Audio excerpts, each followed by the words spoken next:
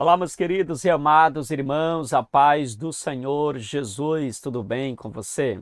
Você já parou para pensar no caminho que Jesus percorreu por mim e por você? A Bíblia nos mostra que ele saiu da glória eterna, vestiu a fragilidade humana, suportou a dor, o desprezo, a cruz, mas a Bíblia diz também que ele venceu. A história da salvação, obviamente, não começa na cruz, ela começa no céu. Começa muito antes do sofrimento, porque antes do sofrimento houve decisão, antes da morte houve obediência, antes da exaltação houve humilhação. E na lição de hoje nós iremos contemplar três verdades poderosas: a humilhação voluntária do Filho, a sua obra redentora perfeita e a sua exaltação gloriosa. Filipenses capítulo 2 nos mostra o Cristo que desceu. Em Hebreus capítulo 9, revela o Cristo que se ofereceu. E toda a Escritura proclama o Cristo que reina. Ele não perdeu a glória, ele a deixou temporariamente. Ele não foi derrotado na cruz, ele triunfou nela. Ele não está no túmulo, ele já ressuscitou, ele está entronizado à direita do Pai. E hoje nós iremos entender que a obra do Filho não é uma obra parcial, não é uma obra provisória e não é uma obra repetitiva. A Bíblia nos informa, meus irmãos, que a obra de Cristo ela é uma obra completa, ela é uma obra suficiente, ela é uma obra eterna. Então, prepare o seu coração, porque quando nós entendemos o que ele fez, nossa vida nunca mais pode ser a mesma. Meus queridos e amados irmãos, na lição de hoje, nós iremos agora para a lição de número 7. E hoje nós falaremos sobre a obra do Filho. Vamos falar um pouco sobre a obra realizada por Jesus. A lição de número 7 é uma lição muito rica, muito oportuna para o nosso crescimento, para o nosso desenvolvimento espiritual, e eu quero contar aqui com a sua presença, sua participação. Como sempre, vamos começar aqui com o nosso texto áureo e também a nossa verdade prática. Lembrando, mais uma vez, irmãos, é importante que você tenha aí nas suas mãos a lição da escola bíblica, a Bíblia, papel, caneta, para que você possa fazer as suas devidas observações da nossa aula, tá bom? Então, queridos, nosso texto áureo está em Filipenses capítulo 2, verso de número 9, que diz assim: a palavra de Deus. Pelo que também Deus o exaltou sobremaneiramente, ou soberanamente, e lhe deu um nome que é sobre todo o nome. A nossa verdade prática diz assim: a humilhação voluntária de Cristo, sua obra redentora, sua exaltação gloriosa, revelam que somente Ele é digno de toda adoração e obediência. Então, queridos, aqui nós temos na nossa verdade prática um resumo do que nós iremos falar. Vamos falar sobre a humilhação, sobre a obra redentora e sobre a sua exaltação. E nós temos também aqui no nosso texto áureo, Filipenses 2:9, iremos fazer os devidos comentários desse texto no desenvolver também da nossa aula, tá bom? Vamos então para a nossa leitura bíblica em classe, que está em dois textos. Hoje nós iremos trabalhar o texto de Filipenses capítulo 2, verso 5 ao verso 11, e também o texto da carta aos Hebreus, capítulo 9, verso 24 ao verso 28, tá bom? E como os irmãos já nos conhecem, sabe que eu sempre faço questão de ler essa passagem bíblica, porque nos ajuda de fato aí a trabalhar o texto na sequência, tá bom? Então, Filipenses capítulo 2, que é um dos textos muito conhecido quando nós falamos de cristologia, quando nós falamos do Filho. E aqui está escrito o seguinte, Filipenses 2, versículo 5. De sorte que haja em vós o mesmo sentimento que houve também em Cristo Jesus, que sendo em forma de Deus, não teve por usurpação ser igual a Deus, mas aniquilou-se a si mesmo, tomando a forma de servo, fazendo-se semelhante aos homens.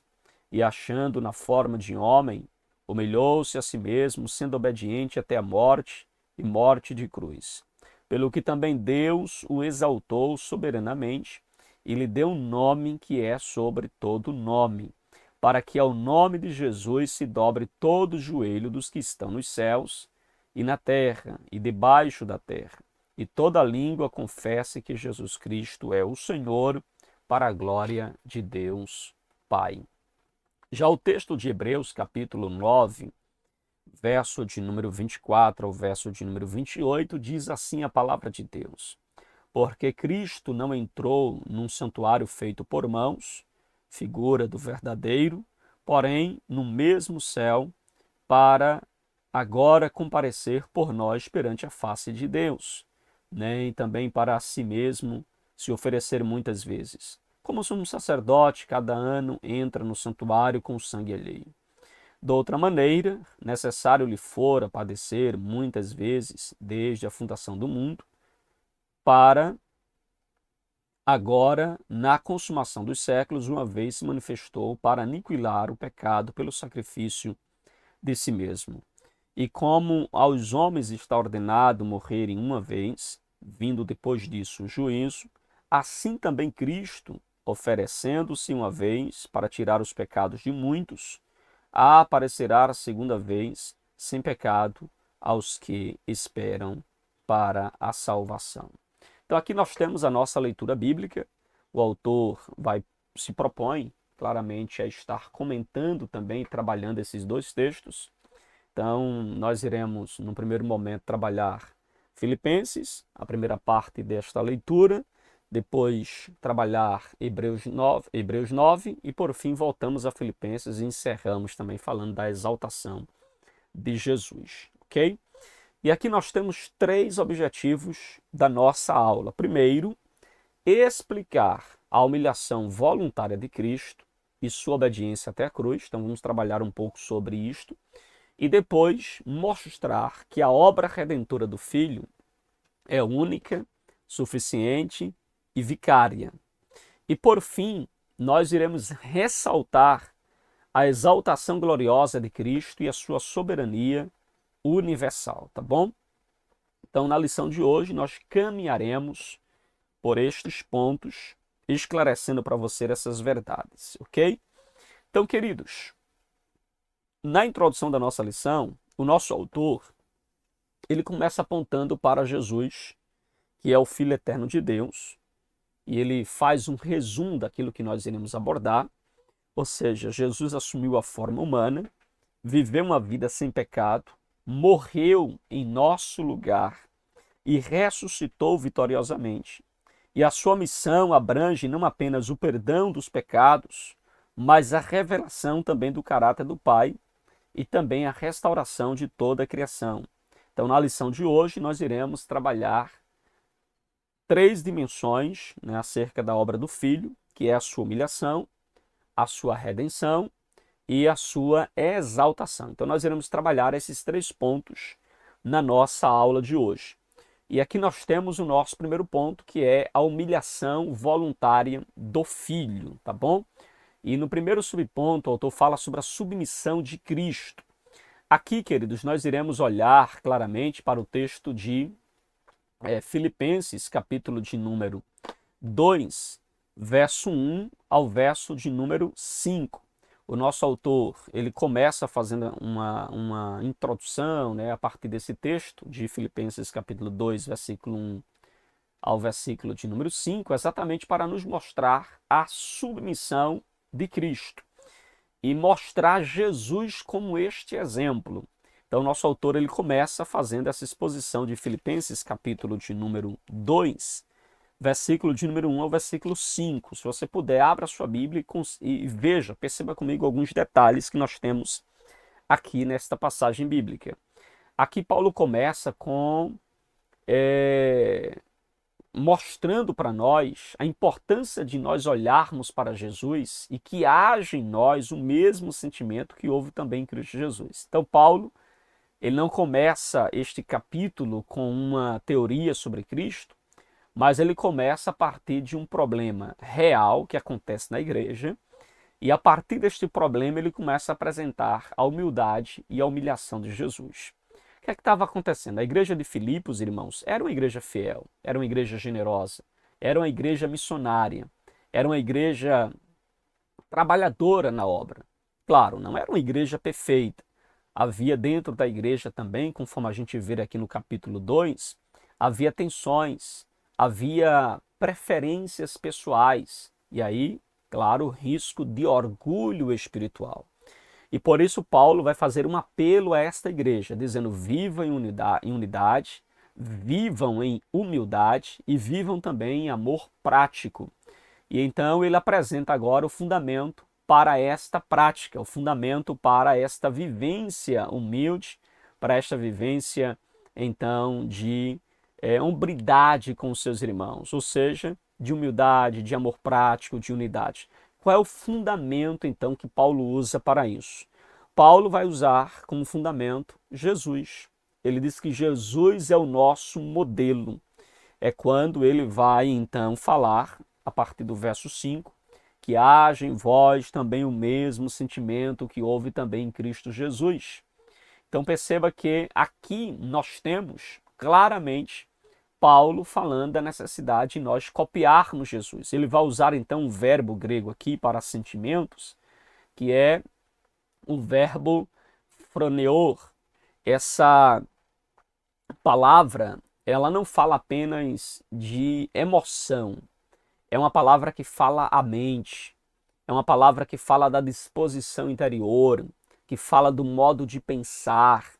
É como se Paulo estivesse dizendo aos irmãos o seguinte: não basta vocês acreditar em Jesus, é preciso vocês praticarem o amor, é preciso vocês pensar como Cristo pensa, amar como Cristo ama, agir como Cristo age. Então esta é a colocação aqui do apóstolo Paulo, é você reagir como Cristo, é você escolher como Cristo escolhe, e veja que isto aqui vai na contramão, literalmente, daquilo que se vivia ou se pregava no mundo grego-romano, tendo em vista que a humildade não era uma virtude naquela época. A humildade era vista como fraqueza. O ideal era honra, poder, status. Então a cultura valorizava quem subia. Aí Paulo vem na contramão e apresenta um Cristo que desce. Ou seja, a colocação de Paulo inverte a lógica do mundo. E aqui está o ponto central. A submissão de Cristo não foi inferioridade. A submissão de Cristo foi missão. Ele se submeteu ao Pai para cumprir o plano da redenção. Ele não foi forçado a descer, ele escolheu obedecer, ele escolheu vir aqui. É por isso que John Stott ele diz que a revolução, aqui nós temos a revolução do amor, porque a verdadeira grandeza passa, meus irmãos, pela entrega, passa por essa doação. Complementando, Hernando Dias Lopes diz que a mente de Cristo é a mente do serviço. Ou seja, aquele que tem a mente de Cristo tem a mente em servir, em ajudar, em cooperar. Veja que ele não viveu aqui para si mesmo, meus irmãos. Jesus ele viveu para a glória do Pai, ele viveu para o bem do próximo. Então, o que é que nós podemos guardar aqui dentre tantas lições que nós aprendemos? Primeiro, meus irmãos, o chamado. Vivam em unidade. Foi isso que Paulo ensinou no versículo de número 1 ao versículo de número 4. Ele faz um chamado, uma convocação a viver em unidade e humildade. Em segundo lugar, nós percebemos também aqui que nós temos uma atitude. Considerem os outros superiores. Isso é uma atitude que Paulo está convocando a gente a fazer. Considere os outros superiores. E ainda ele fala aqui também do modelo. O modelo é Cristo. Ele fala de Cristo, né, como um modelo principal, a mente de Cristo. Copiem Jesus como seu modelo principal. E aqui a gente pode extrair, nesse primeiro subponto do ponto 1, algumas lições para a nossa vida. Primeiro, nós precisamos ser humildes, meus irmãos. Ouvir antes de responder. É preciso nós pedirmos perdão sem ficar negociando o orgulho. É preciso a gente agir com humildade, servir sem disputa, sem buscar reconhecimento, sem buscar status. É preciso a gente também trabalhar sem competência, sem arrogância. Não é uma questão de quem é melhor, é uma questão de servir. Na vida espiritual, você precisa obedecer, mesmo quando a vontade de Deus confronta diretamente o nosso ego, confronta as nossas preferências, confronta aquilo que nós mais queremos fazer, mas ainda assim nós nos submetemos, nós obedecemos ao Senhor.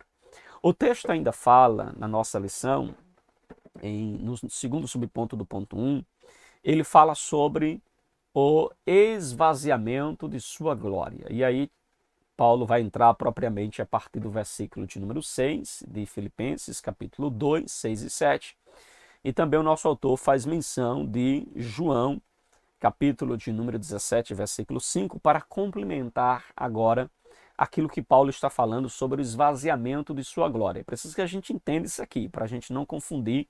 Muitas doutrinas erradas e heresias são criadas a partir de uma má compreensão, inclusive desse texto aqui, tá bom? Então, Paulo agora, ele dá um passo mais além, ele nos leva mais profundo e ele revela agora quem é Cristo. Quem é Cristo? E o que é também que Cristo fez. Ele vai trabalhar quem é Cristo e o que Cristo fez. Ele diz que Jesus, sendo em forma de Deus, não considerou usurpação ser igual a Deus. E a palavra forma aqui, a palavra grega morfê, fala de natureza real. Não está falando aqui de aparência. Ou seja, Jesus não parecia Deus. Ele é Deus. Veja que Jesus compartilha da mesma essência do Pai. Lições que a gente já aprendeu aqui. Mas então vem a expressão impressionante que Paulo ele vai usar aqui. Aniquilou-se a si mesmo. A expressão aniquilou-se vem de uma palavra grega, knossis, que significa esvaziamento. E aqui a gente precisa entender corretamente. Cristo ele não deixou de ser Deus, ele não perdeu a divindade, mas ele abriu mão dos privilégios. Ou seja, ele não deixou de ser rei, ele decidiu usar seus direitos como ou melhor, ele decidiu não usar os seus direitos como rei. Ele assume a forma humana, compreende? É isso que o texto está nos mostrando. Ele não usou os seus direitos divinos, suas prerrogativas divinas, não usou os seus direitos como rei, mas ele vai então assumir a forma humana. Então o texto diz que ele tomou a forma de servo. Ele se fez semelhante aos homens. Então o esvaziamento aqui não é perda de essência, mas nós temos aqui a adição de humanidade. Ele passa a ser também humano. Então o rei entrou na história como servo, entende? Aí João capítulo 17, versículo 5, Jesus fala da glória que tinha antes da fundação do mundo. Isso mostra que a glória não foi destruída, ela foi velada, né, durante a sua missão, ela foi guardada durante a sua missão terrena.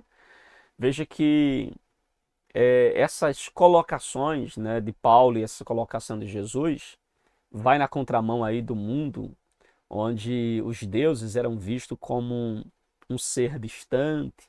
Aí o evangelho vai apresentar Jesus como um Deus próximo, como um Deus não apenas próximo, mas como um Deus que se aproxima. Isso vai na contramão do mundo onde os deuses ele é um ser distante, é um ser transcendental.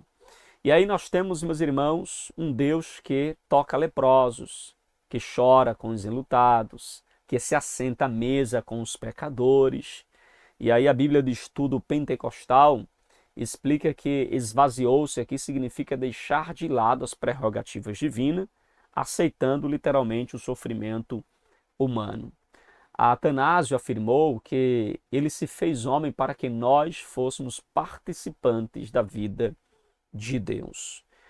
Então, o que é que nós podemos resumir aqui do nosso segundo subponto do ponto 1? Que ele é Deus. Ele é Deus. Ele é o Deus verdadeiro. Veja que ele não se agarrou aos privilégios de ser Deus, mas pelo contrário, ele se esvaziou, tornando-se servo, meus irmãos, habitando entre nós e assumindo a nossa natureza. É isso que a palavra nos mostra claramente. Então, aqui a gente aprende o seguinte: nós não vencemos o orgulho com autoajuda. Nós vencemos o orgulho, meus irmãos, contemplando Cristo. Nós não caminhamos em humildade com palavras coaches. Nós caminhamos em humildade, contemplando a beleza de Cristo. Veja que aqui o texto mostra claramente que Jesus se esvaziou. Esvaziar-se hoje, para mim e para você, significa abrir mão, mesmo quando às vezes a gente tem razão. É você viver não para os aplausos, mas viver para a glória de Cristo, para a glória de Deus. Porque, meus irmãos, quem é cheio de Cristo aprende a diminuir o seu orgulho, a diminuir sua prepotência, sua autossuficiência, sem perder a sua identidade.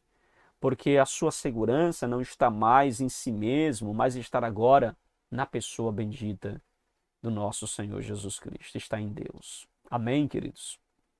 Filipenses, capítulo de número... olhando já agora para o nosso terceiro subponto do ponto de número 2, do ponto de número 1, o terceiro subponto do ponto de número 1, diz assim, obediência sacrificial até a cruz. Olha aí, obediência sacrificial até a cruz. Aí o nosso autor vai trabalhar agora Filipenses capítulo 2, versículo de número 8, onde nós temos aqui a expressão que diz, na forma de homem humilhou-se a si mesmo, sendo obediente até a morte, morte de cruz. Agora nós chegamos, literalmente, ao ponto mais profundo daquilo que Paulo está dizendo, porque ele diz que Jesus humilhou-se a si mesmo, sendo obediente até a morte. E detalhe, morte de cruz.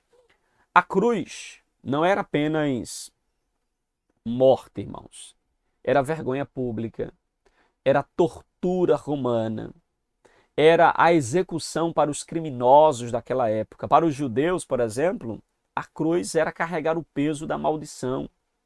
Então Cristo, ele foi ao ponto mais baixo, não por fraqueza, mas por amor e por obediência. É por isso que Hebreus capítulo 12, versículo de número 2, diz que ele suportou a cruz, desprezando a vergonha. Ele não foi guiado pela dor, ele foi guiado pela missão, meus irmãos. Veja que ele viu além da cruz, viu a glória do Pai, viu a nossa salvação, por isso que ele não desiste, ele prossegue. Romanos capítulo de número 5, versículo de número 19, explica que pela desobediência de Adão veio a condenação, mas pela obediência de Cristo veio a justiça.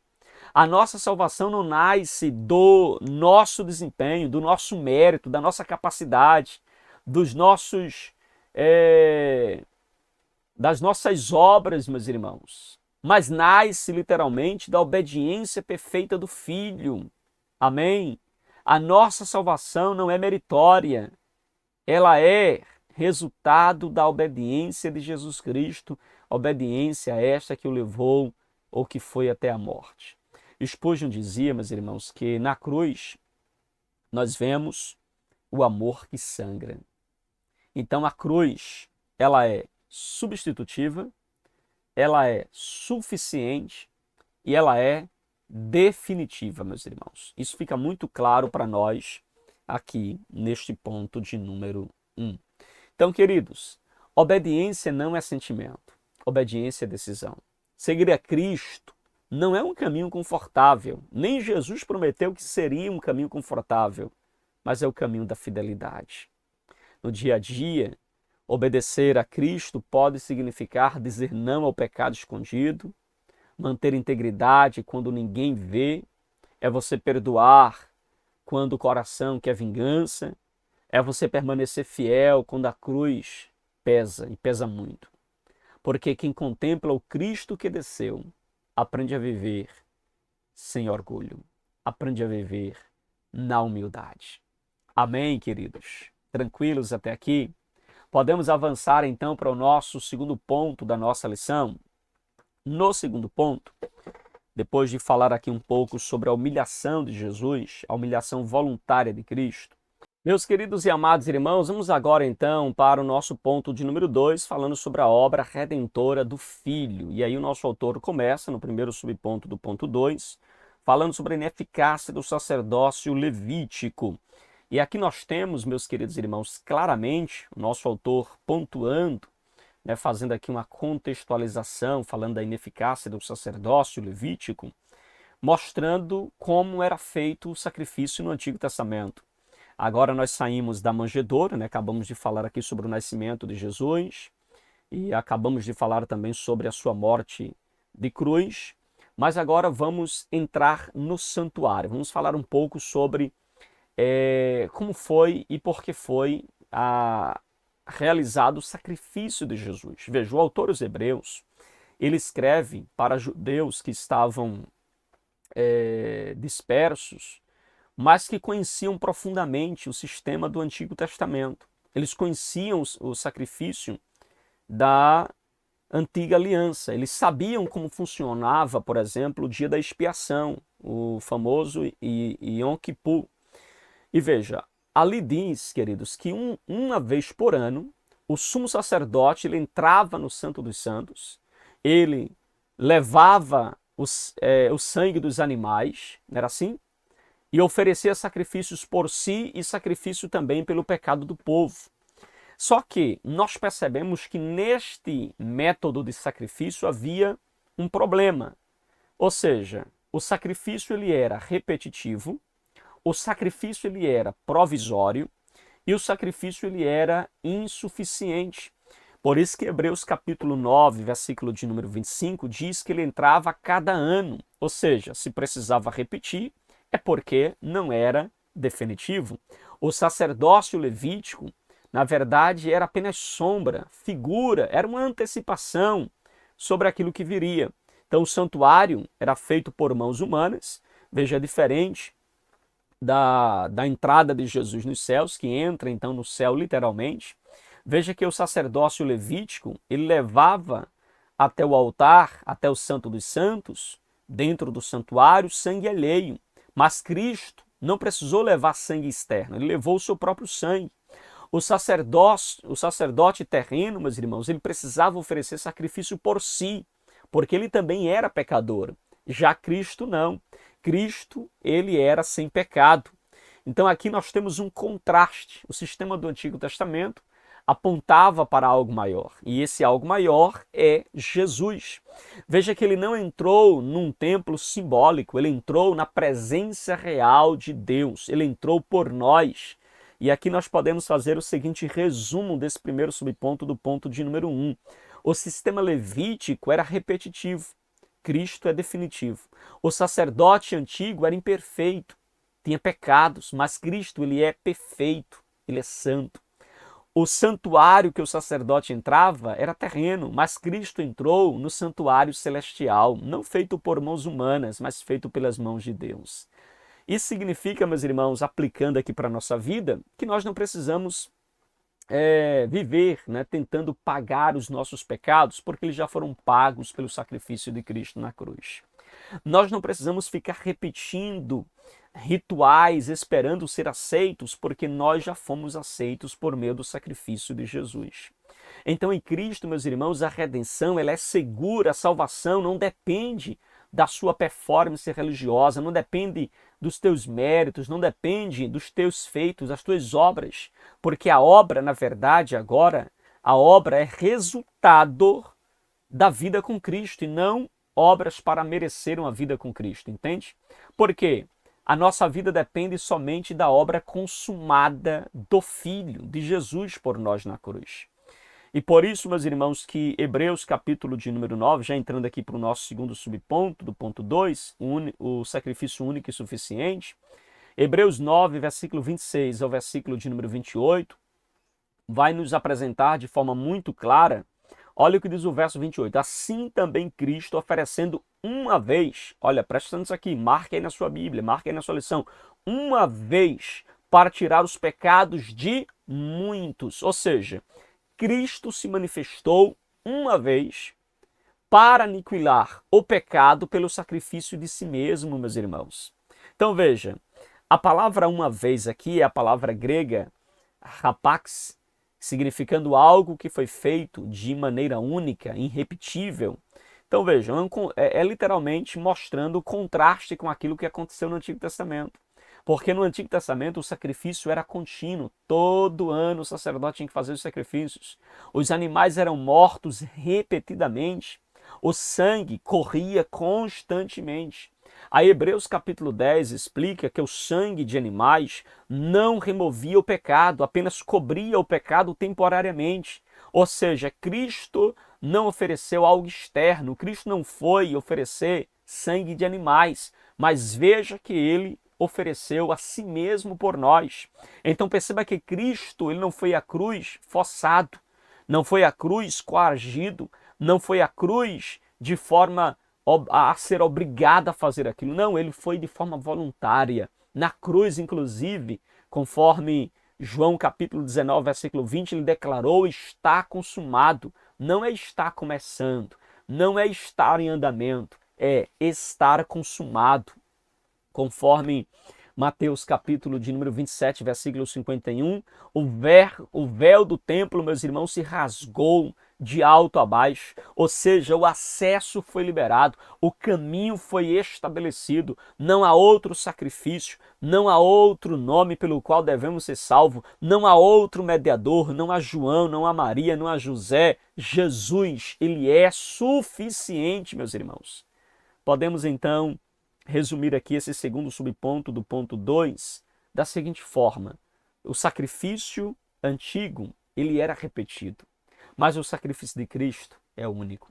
O antigo sistema era provisório, mas a obra de Cristo, ela é eterna.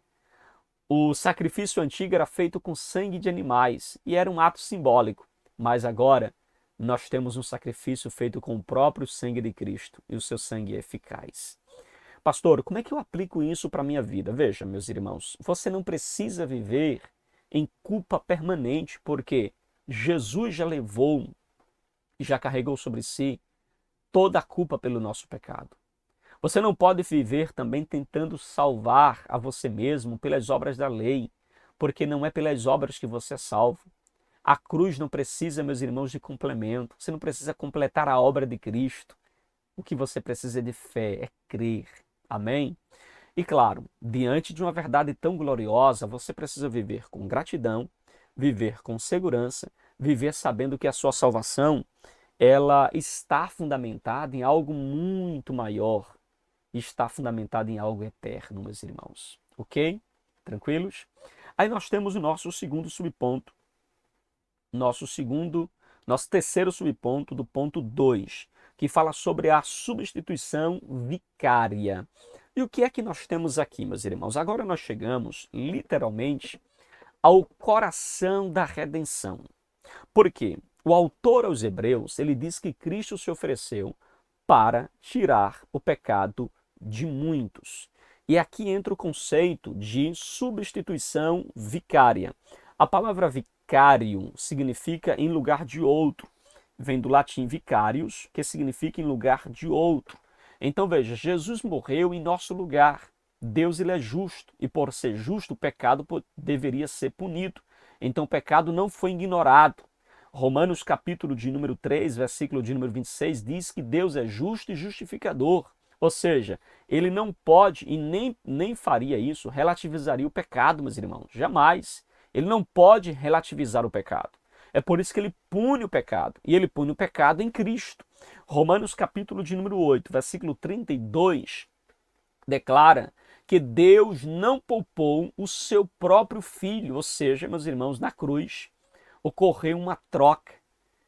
Jesus pagou o preço que era meu e que era seu. A nossa culpa foi colocada sobre ele.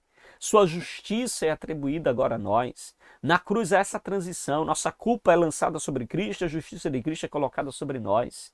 O sistema antigo, meus irmãos, ilustrava isso claramente quando o pecado era simbolicamente transferido para o animal. Não sei se você lembra, mas o sacerdote, ele impunha a mão sobre a cabeça do animal e transferia a culpa das pessoas de forma simbólica para o pecado, para o animal. E ali ele estava transferindo a culpa para o animal ali que levava o castigo pelos nossos pecados, simbolicamente. Mas aquilo era apenas figura, lembrando aos irmãos, isso era apenas figura. Agora em Cristo nós temos uma substituição que ela é real, ela é perfeita e ela é também definitiva, meus irmãos. É por isso que Spurgeon dizia que na cruz Cristo ficou onde nós deveríamos estar, para que pudéssemos ficar aonde Ele merece estar. Este é o verdadeiro escândalo da graça. é a beleza também do Evangelho. Amém, queridos? Então, resumindo, nós temos um problema, que é o pecado, e o pecado exige justiça. Nós temos uma solução, e a solução é Cristo, que assumiu o nosso lugar, assumiu a penalidade. E nós temos um resultado, nós somos reconciliados com Deus mediante este sacrifício, esta obra de Cristo na cruz do Calvário por nós. Tranquilos? Então, queridos, o que é que nós podemos aplicar para a nossa vida? O que é que nós podemos levar para o nosso dia a dia? Bom, quando a gente entende isso, você percebe que isso muda a maneira como a gente vive. Porque, veja, se Cristo morreu por nós, e de fato morreu, nós devemos agora viver para Ele. Se Ele assumiu a nossa culpa, e de fato assumiu, nós devemos, no mínimo, meus irmãos, é abandonar agora o pecado que Ele levou, que Ele levou sobre si e que o levou à cruz. E veja, se nós fomos comprados pelo sangue de Jesus, obviamente nós não podemos mais viver como se fôssemos um escravo, irmãos. Então veja que a redenção não é apenas perdão, é também transformação, é mudança de vida, ok? Concluindo aqui o nosso ponto de número 2, a obra redentora do Filho, meus irmãos, nós percebemos aqui, ela é única, ela é suficiente e ela é vicária. Ele entrou no santuário celestial, ele ofereceu a si mesmo, ele pagou o preço completo. Não falta absolutamente nada, meus irmãos, está pago. E quando a gente entende essa verdade, nós paramos então de confiar em nossos méritos e passamos a descansar literalmente na graça de Deus. Por quê? A cruz, ela foi uma vitória para nós. A cruz não foi uma tentativa de livrar a gente do pecado, não. A cruz foi vitória. Nós alcançamos a vitória sobre o pecado mediante o sacrifício de Jesus na cruz do Calvário. Amém, meus irmãos? Alguma pergunta? Alguma dúvida? Você gostaria de perguntar? Tá claro para você? Ok? Então, queridos, nosso terceiro ponto da lição fala sobre a exaltação gloriosa do Filho. A exaltação gloriosa do Filho. E aqui o nosso autor vai falar sobre recebido à destra do Pai.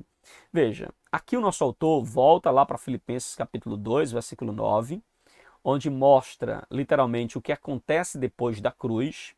E aí o texto mostra que vem agora a coroa. Paulo diz: pelo que também Deus o exaltou soberanamente. Veja, a exaltação, ela é resposta à obediência. Cristo desceu voluntariamente e o Pai o elevou gloriosamente. Primeiro a obediência, depois a exaltação. O verbo que aparece aqui, que o nosso autor inclusive coloca, o verbo que aparece aqui é o verbo grego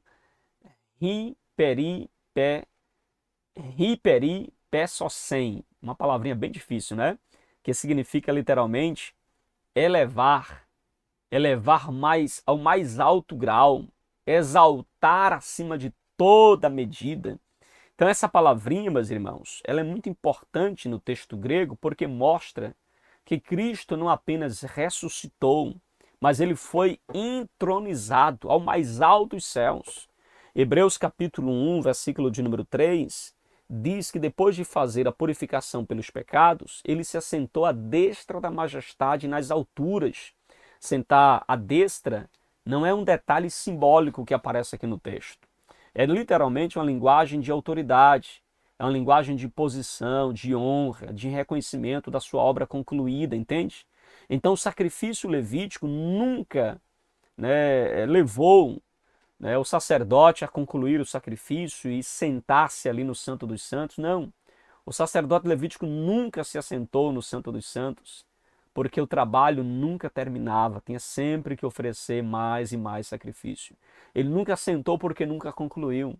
Mas Cristo, meus irmãos, ele se sentou porque a obra foi consumada, a obra foi concluída. Ele não voltou apenas ao céu, ele voltou ao trono, meus irmãos. Amém? E hoje, conforme Romanos capítulo 8, versículo 34, hoje ele intercede por nós, reina sobre todas as coisas e governa sobre a história.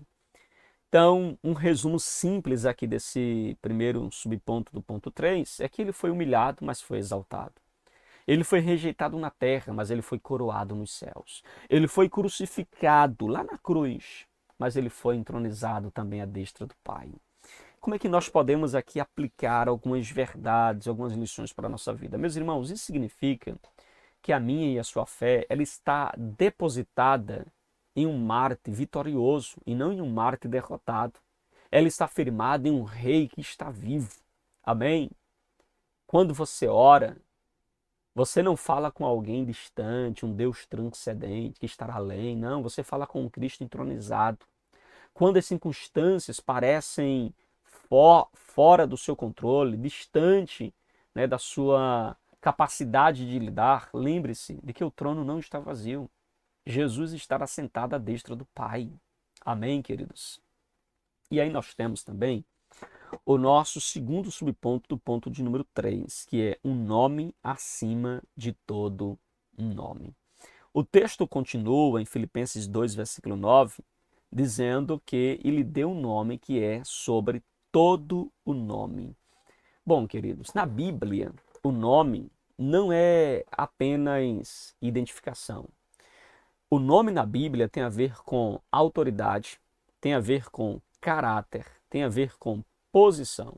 Então, Cristo, ele ofereceu o seu sacrifício por nós, foi obediente até a morte de cruz, e por causa da sua obediência, ele foi exaltado. E ele recebe, então, um nome supremo, um nome que é acima de todos os nomes.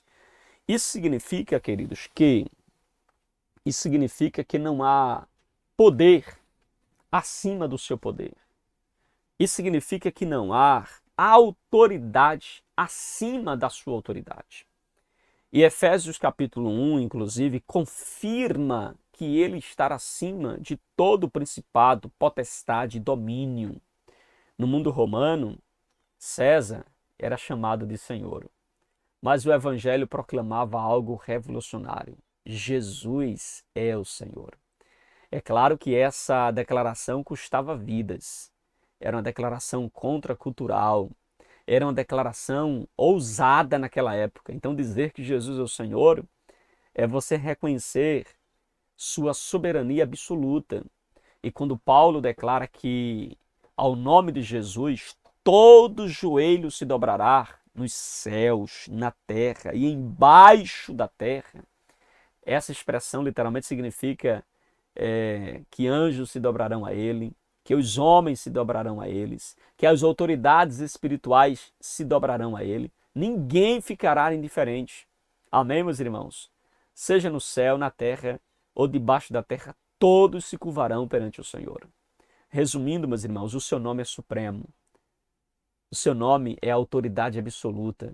O seu nome é o seu senhorio universal. Jesus é Senhor. Amém?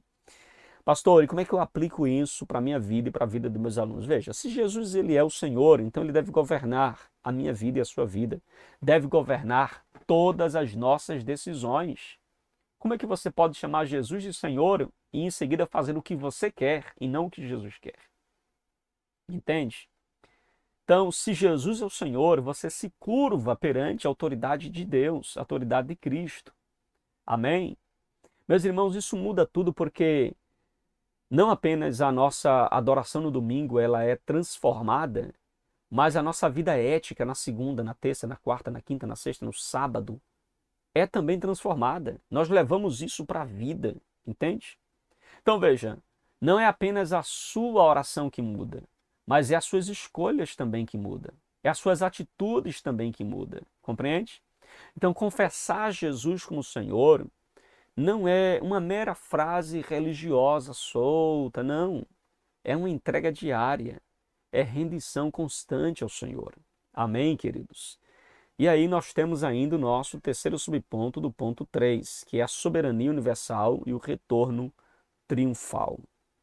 Aqui, queridos, o texto diz que toda língua confessará que Jesus é o Senhor. Hoje você percebe que algumas pessoas confessam a Jesus de forma voluntária, pela fé em Cristo.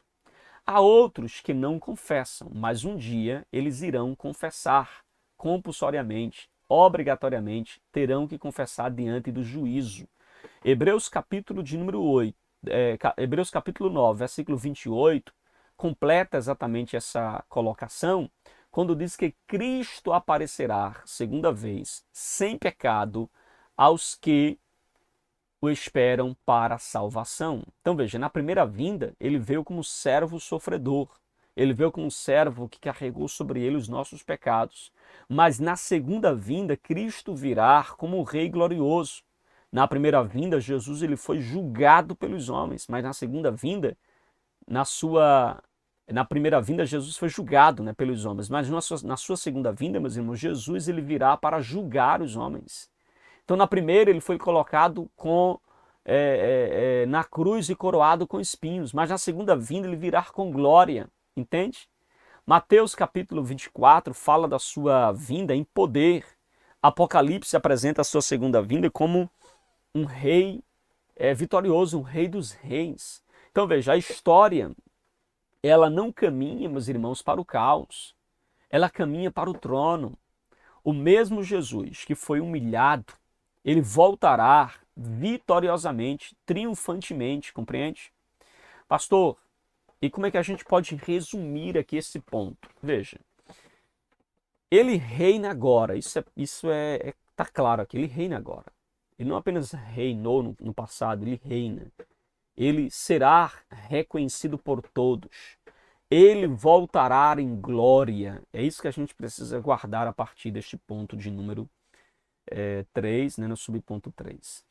E isso muda claramente a nossa perspectiva. Quando nós entendemos isso, já aplicando aqui para a nossa vida, nós vivemos com mais esperança, nós vivemos com mais vigilância, nós vivemos em mais fidelidade, compreendendo aí essa obra e o sacrifício de Jesus e a posição que Jesus exerce, nós devemos viver assim. Não nos acomodamos ao pecado, nós não nos rendemos mais ao desânimo, porque nós esperamos o Rei. E quem espera o Rei vive como cidadão do reino. Amém, meus irmãos? Então viva como cidadão do reino. Você espera o Rei voltar. Amém? Então aplique isso também à sua vida.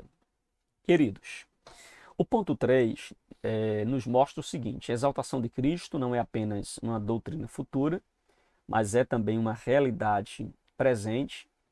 Ele está entronizado, seu nome é supremo, seu retorno ele não é duvidoso, ele é certo.